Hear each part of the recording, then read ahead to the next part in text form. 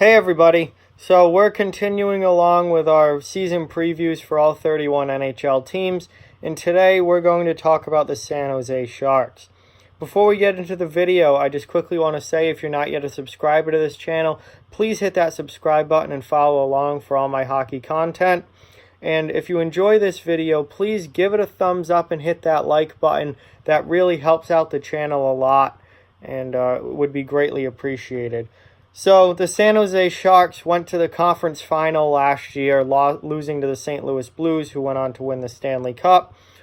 Once again, last season were a very good team, one of the better teams out west, but once again fell short of their ultimate goal, which is winning a Stanley Cup. Now, this past offseason, they've lost a lot of depth, and they've lost one of the more important players on their team in Joe Pavelski to free agency. They did give Erik Karlsson a massive contract at $11.5 million per season. So they did not lose Karlsson, but they lost Pavelski. They lost a lot of depth off of this team. And to be honest with you, I think we're going to see a step back with the Sharks this year. I think they've lost.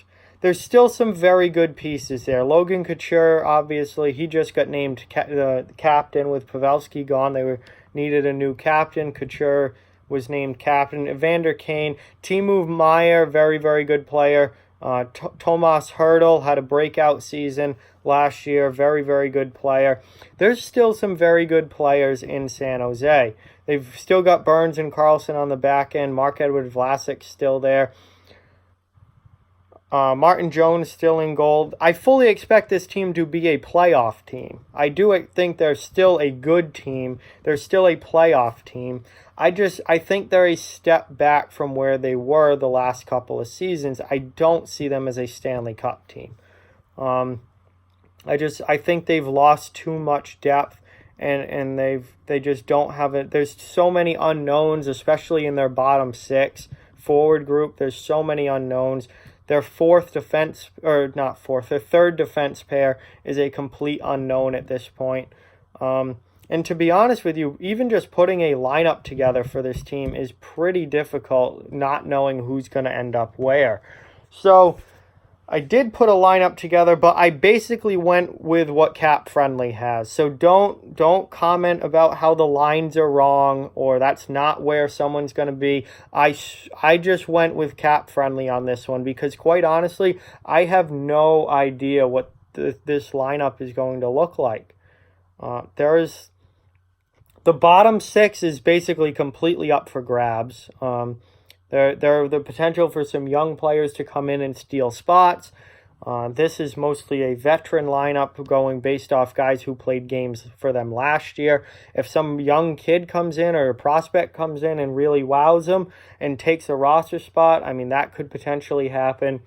But I went with Cap Friendly for the lines because, quite honestly, I have no idea how to put this lineup together. They have lost a lot. So, top line, Evander Kane, Logan Couture, and Timo Meier. Those are your best offensive players on this team. Kane, 30 goal scorer. Meier, 30 goal scorer. Couture is a 70 to 80 point guy. You're going to get a lot of offense out of that top line. That's a very, very good top line. Second line, Kevin Labanc, Tomas Hertl, and Melker Karlsson. Now, Melker Karlsson, in my mind, is not a second-line NHL player. But neither are these guys in the bottom six for them. So I put Karlsson there. Cap Friendly has Karlsson there. I don't see him producing at a second-line level. He only had 16 points last season. But they don't really have anyone else to put there. So unless a young guy out of the minors or junior comes out of nowhere and really plays, produces at a high level offensively and can play that second line right side, I have Melker Karlsson there for now. Tomas Hertl had a massive year. Last year was 74 points.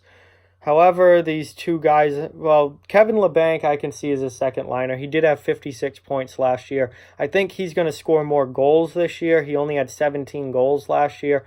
I think he becomes a 20-goal scorer this year.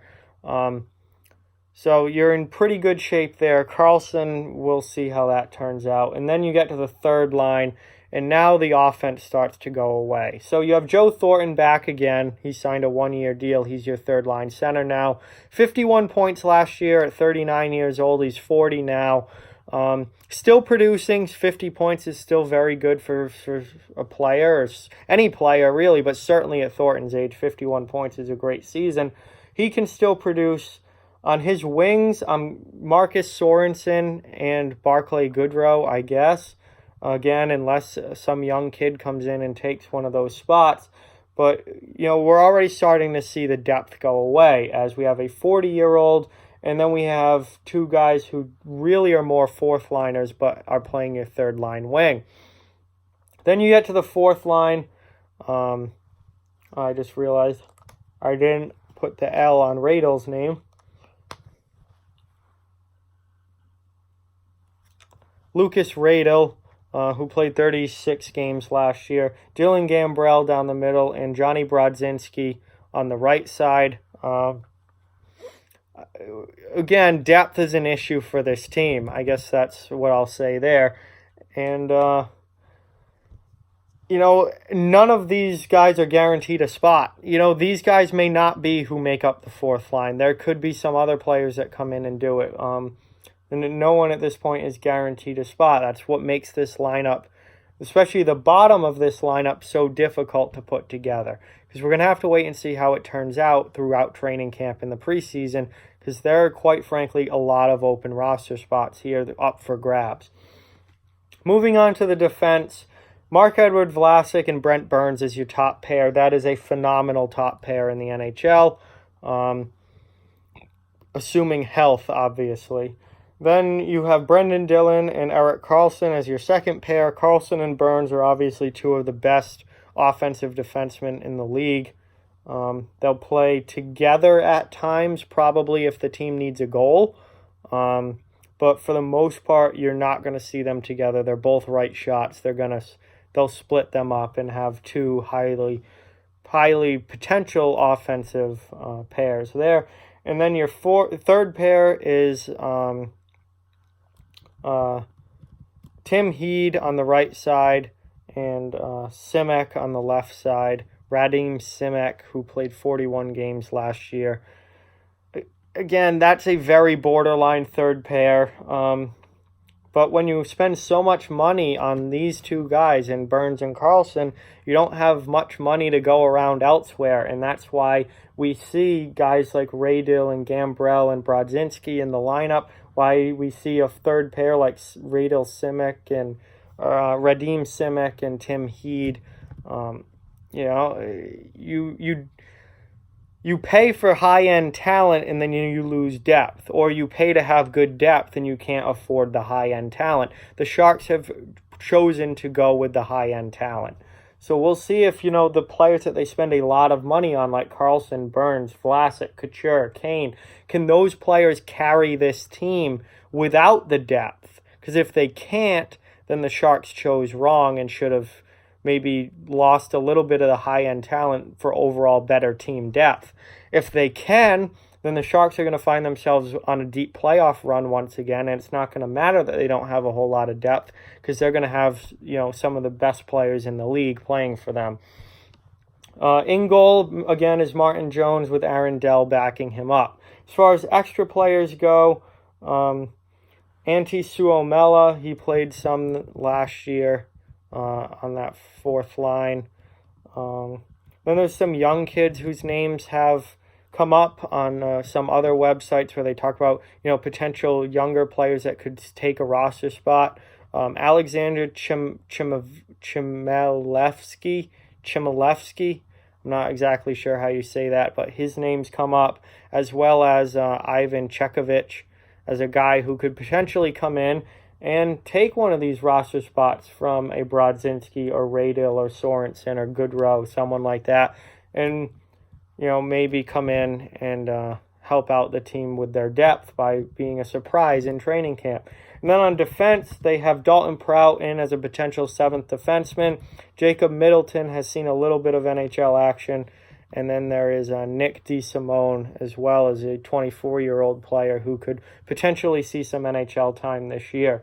So Again, that lineup is very thrown together and largely just based off of what Cap Friendly has, because it's going to take the full preseason and training camp to see what this lineup is actually going to look like.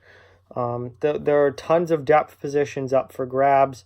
I would say your wings on your entire bottom six is up for grabs.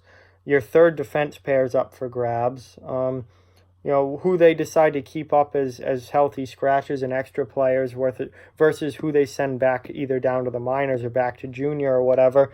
That's all up for grabs. This team's lost a ton of depth. There are significant pieces missing, I think. This team, I think, has taken a step back overall.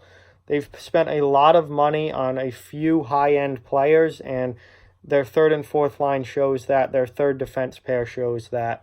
And I don't know if it's going to be the same Sharks team that we've seen the last couple of years, that, full-on Stanley Cup contender. I do think they're a playoff team, like I said at the beginning of the video. They're still a good team. I just don't know if they're a great team, because I think they're heavily reliant on, what they've put all their money to in high-end talent. And if Erik Karlsson gets hurt, that's $11.5 million.